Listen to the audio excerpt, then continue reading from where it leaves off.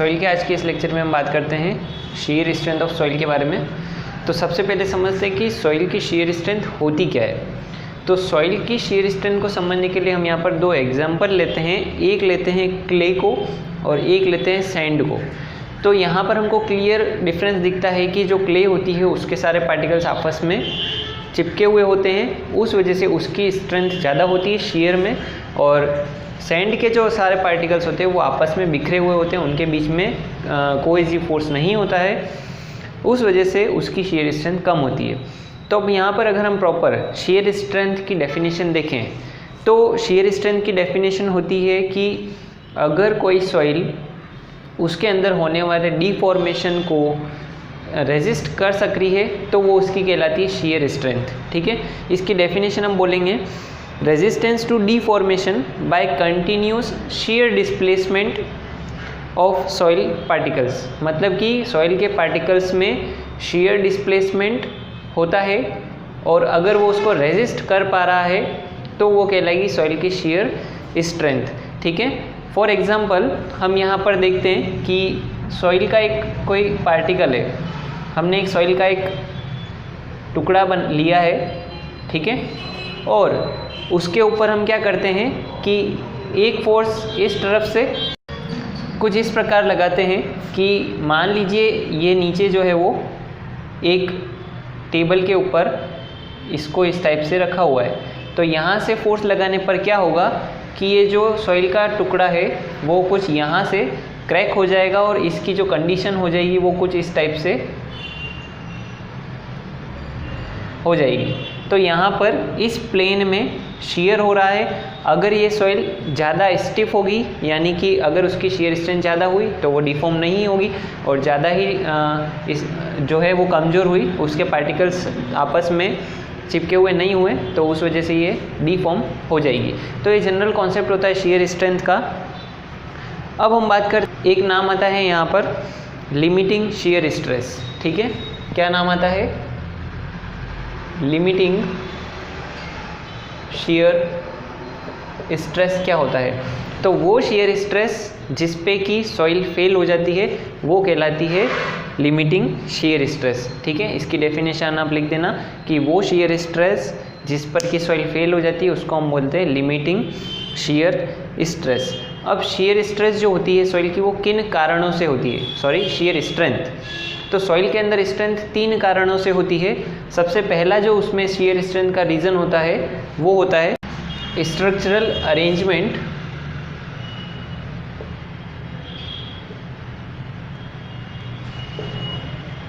या फिर उसको हम इंटरलॉकिंग भी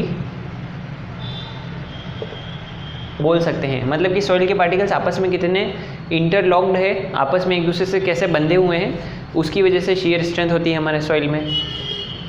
दूसरा कारण आता है हमारे पास फ्रिक्शनल रेजिस्टेंस।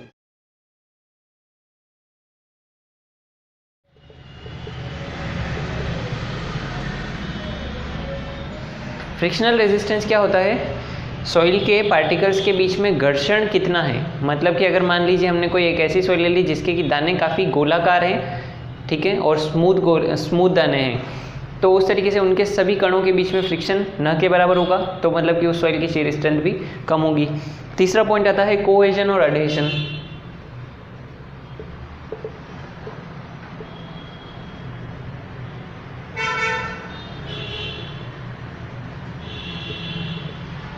ठीक है, कोहेजन और अडहेशन क्या होता है? आपस में चिपकने का गुण। तो अगर सॉइल के पार्टिकल्स के बीच में कोहेजन और अडहेशन का फोर्स ज़्यादा है तो वो सॉइल की स्ट्रेंथ भी, शीयर स्ट्रेंथ ज़्यादा होगी। तो यहाँ पर हम देखें कि ये दोनों जो प्रॉपर्टीज़ होती है वो मेनली कोर्स ग्रेन सॉइल में पाई जाती है।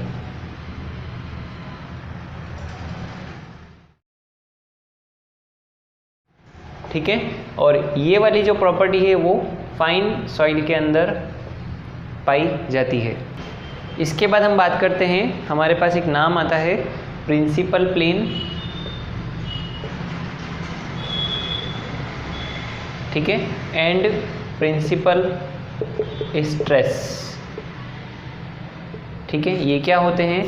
तो हम एक सॉइल का सैंपल लेते हैं और सॉइल के अंदर कोई भी एक पॉइंट मान लेते हैं, मान लीजिए यहाँ पर, ठीक है। तो हर पॉइंट पर असंख्य मतलब कि नंबर ऑफ प्लेन्स होते हैं, ठीक है, जिनको कि हम गिन भी नहीं सकते हैं। कैसे? अब प्लेन का मतलब क्या होता है, जैसे हमारे ग्राफ में एक्स एक्सिस और वाई एक्सिस होते हैं, तो ये दो प्लेन हैं। उसी तरीके से किसी भी पॉइंट पर हम असंख्य प्लेन बना सकते हैं। जैसे कि एक्स एक्सिस ऐसे होता है, वाई एक्सिस ऐसे होता है, जेड एक्सिस ऐसे होता है। उसी तरीके से यहाँ पर हम कितने ही प्लेन्स जो है वो बना सकते हैं, ठीक है। लेकिन हम इतने प्लेन्स को कंसीडर कभी नहीं करते हैं, हम ओनली 3 प्लेन को कंसीडर करते हैं। वो प्लेन कहलाते हैं कौन से? प्रिंसिपल प्लेन, ठीक है। और उन प्रिंसिपल प्लेन्स पर जो स्ट्रेसेस लगेगी उन स्ट्रेसेस को कहेंगे हम प्रिंसिपल स्ट्रेसेस, ठीक है। और ये जो प्रिंसिपल स्ट्रेसेस लगती है प्रिंसिपल प्लेन के ऊपर, वो हमेशा लंबवत लगती है, ये ध्यान रखना है, ठीक है। प्रिंसिपल प्लेन के ऊपर जो प्रिंसिपल स्ट्रेसेस होती है वो लंबवत लगती है। और एक और बात, प्रिंसिपल प्लेन के ऊपर शेयर स्ट्रेस की वैल्यू हमेशा 0 होती है। ये हमने सोमो में भी स्टार्टिंग में पढ़ा था, तो इस बात को भी आपको पॉइंट बनाकर लिखना है। अब इसके बाद हम बात करते हैं कि जो प्रिंसिपल स्ट्रेसेस होती है, तो मैं बोल रहा था कि तीन हम मेजर प्रिंसिपल प्लेन लेते हैं, उसी के कॉरस्पॉन्डिंग 3 हमारी प्रिंसिपल स्ट्रेसेस भी हो जाएगी। तो उनको हम बोलते हैं major principal stress, minor principal second आती है इंटरमीडिएट, और फिर आती है माइनर। ये इनके मैग्नीट्यूड के घटते हुए क्रम में इनको जमाया हुआ है। तो सबसे मैक्सिमम जो होती है वो होती है मेजर प्रिंसिपल स्ट्रेस, उसके बाद उससे छोटी होती है इंटरमीडिएट, और सबसे कम होती है माइनर। तो इसको यहाँ पर हम डिनोट करते हैं सिग्मा 1 से, इंटरमीडिएट को डिनोट करते हैं सिग्मा 2 से, और माइनर को करते हैं हम सिग्मा 3 से, ठीक है। ये क्लियर हो गया हमारा कि सिग्मा 1, सिग्मा 2, सिग्मा 3 क्या होता है? मेजर, माइनर और intermediate principal stresses. Principal stresses क्या होती है? जो कि प्रिंसिपल प्लेन पर लगती है और हमेशा उसके लंबवत लगती है, और प्रिंसिपल प्लेन पर शेयर स्ट्रेसेस की वैल्यू 0 होती है। प्रिंसिपल प्लेन्स क्या होते हैं? तो हमने देखा कि किसी भी बिंदु पर हम असंख्य प्लेन मान सकते हैं, लेकिन हम ओनली कैलकुलेशन पर्पस से 3 मेन प्लेन होते हैं, उन्हीं को ध्यान में रखते हैं। उनको बोलते हैं major principal plane, minor principal plane और इंटरमीडिएट प्रिंसिपल प्लेन, ठीक है। तो ये था हमारा प्रिंसिपल प्लेन से रिलेटेड कुछ इंपॉर्टेंट टर्म्स। अब इसके बाद हम बात करते हैं मोहर कुलाम थ्योरी क्या होती है। तो सबसे पहले मोहर कुलाम थ्योरी के अंदर हम कुछ मेन पॉइंट्स देख लेते हैं कि उन्होंने उनकी क्या क्या एजम्पशंस थी, या फिर उनका क्या मानना था शेयर स्ट्रेंथ के बारे में। तो सबसे पहले इसमें बात आती है कि material fails essentially by shear, and shear strength depend upon property of material and normal stress. मतलब कि मटेरियल जो फेल होता है हमेशा वो शेयर के कारण ही फेल होता है। टेंशन, कंप्रेशन, स्ट्रेसेस भी आती है, लेकिन मोहर और कुलाम का ये मानना है कि कभी भी कोई मटेरियल फेल होता है तो वो किसके कारण फेल होता है? शेयर स्ट्रेंथ के कारण या फिर शेयर स्ट्रेस के कारण।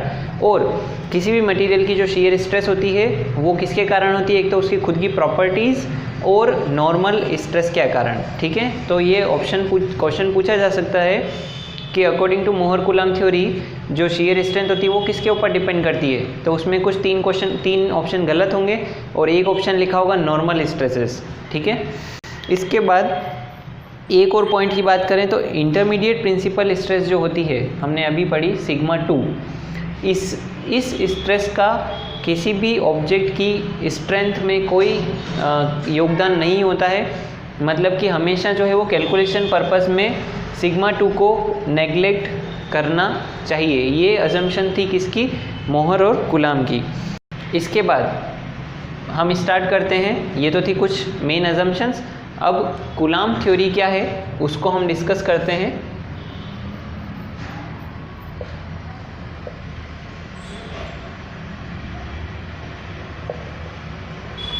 तो कुलाम ने जो अपनी इक्वेशन दी है शेयर स्ट्रेंथ के लिए वो दी है S = C + सिग्मा 10 फाई। ये इक्वेशन उसने दी है किसी भी सॉइल की शेयर स्ट्रेंथ के लिए। यहाँ पर S होता है शेयर स्ट्रेंथ, ठीक है। जिसको कि हम टाउ एफ भी बोल सकते हैं। टाउ एफ जो होती है वो शेयर स्ट्रेंथ होती है किसी भी सॉइल की। सी का मतलब होता है कोहेजन होता है, सी का मतलब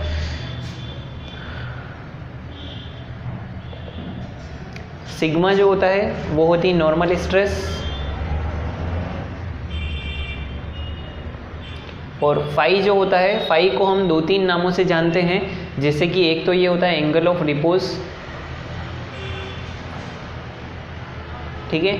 एंगल ऑफ रिपोज क्या होता है, हमने आरसीसी में पढ़ा हुआ है। फिर आता है एंगल ऑफ इंटरनल फ्रिक्शन,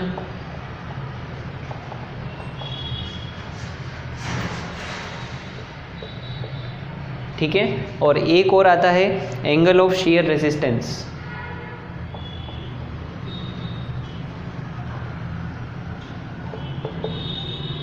ये कुछ 3 नाम होते हैं हमारे फाई के। तो ये थी कूलाम की इक्वेशन।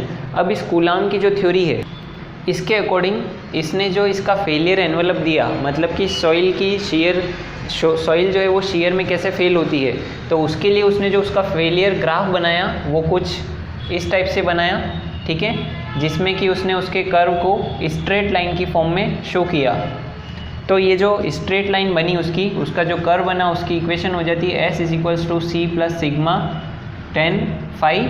और ये जो हाइट होती है इसको ये बोलते हैं कोहेजन, यानी कि C से डिनोट करेंगे।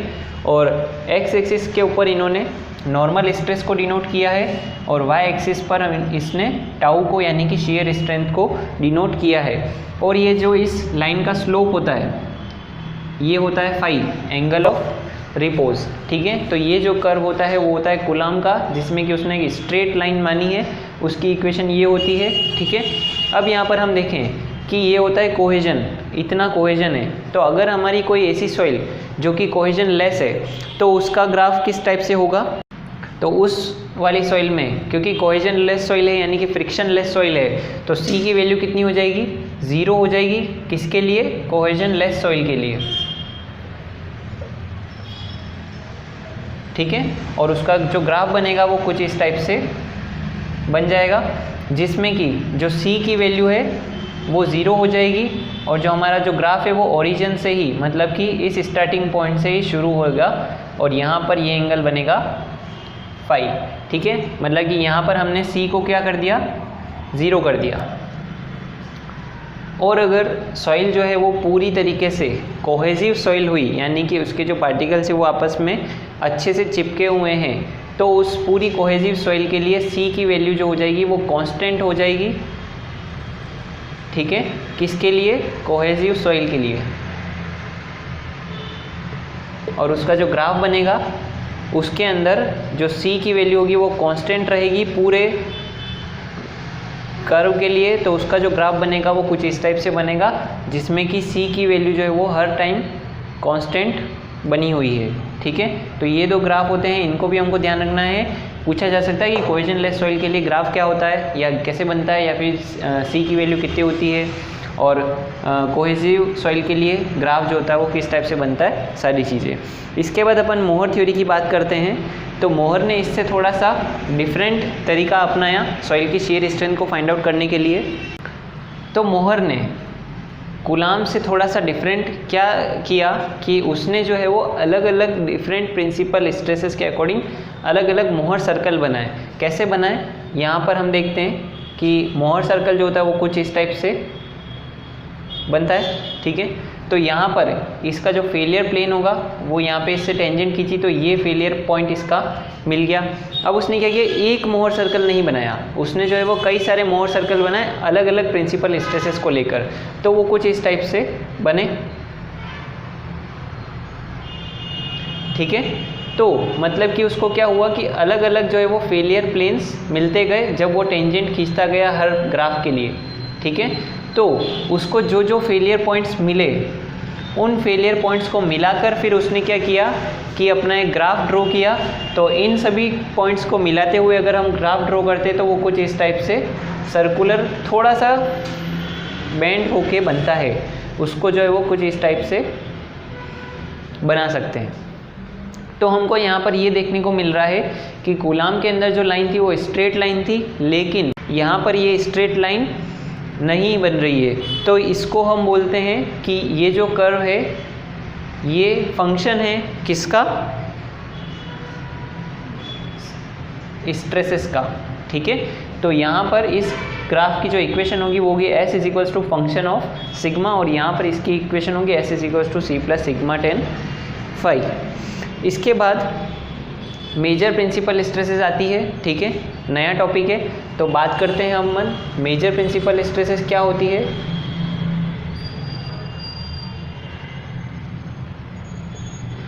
इसको सिग्मा 1 से डिनोट करते हैं और इसका फॉर्मूला होता है sigma 3 10 square alpha plus 2c 10 alpha. ये फॉर्मूला होता है हमारी मेजर प्रिंसिपल स्ट्रेस का।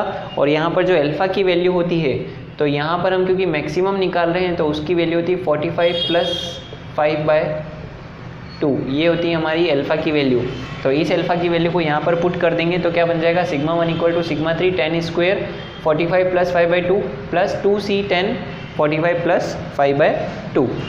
इसके बाद हमको एक बात और ध्यान रखनी है कि मोहर थ्योरी और कूलॉम थ्योरी से एनालिसिस करके हमको जो फाइनल रिजल्ट मिला उससे हमको क्या बात पता चलती है कि जो फेलियर प्लेन होता है, ठीक है, मतलब कि जिस प्लेन पर सॉइल फेल होती है, तो ज़रूरी नहीं है कि फेलियर प्लेन पर जो शियर स्ट्रेस है उसकी वैल्यू मैक्सिमम हो। ठीक है, तो यहाँ पर हम लिख देते हैं कि फेलियर प्लेन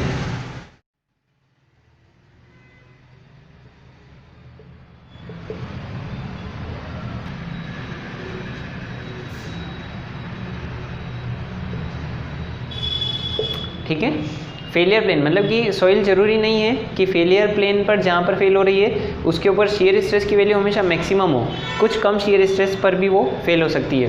फिर इसी का उल्टा कि जो मैक्सिमम शियर स्ट्रेस होती है, जहाँ पर मैक्सिमम शियर स्ट्रेस होती है वो ज़रूरी नहीं है कि वही हमारा फेलियर प्लेन हो। ठीक है, इसी बात को उल्टा करके भी बोला जा सकता है। तो यहाँ पर हम लिखते हैं the plane which carry maximum shear stress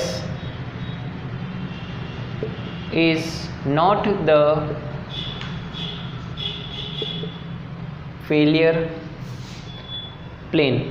ठीक है, मतलब कि वो प्लेन जो कि मैक्सिमम शियर स्ट्रेस को कैरी कर रहा है, जहाँ पर मैक्सिमम शियर स्ट्रेस आ रही है, ज़रूरी नहीं है कि वो ही फेलियर प्लेन भी हो। अब इसके बाद हम अगले लेक्चर में शियर स्ट्रेस को डिटरमाइन करने के लिए जो हमारे पास लेबोरेटरी मेथड है उसके बारे में हम डिस्कस करेंगे।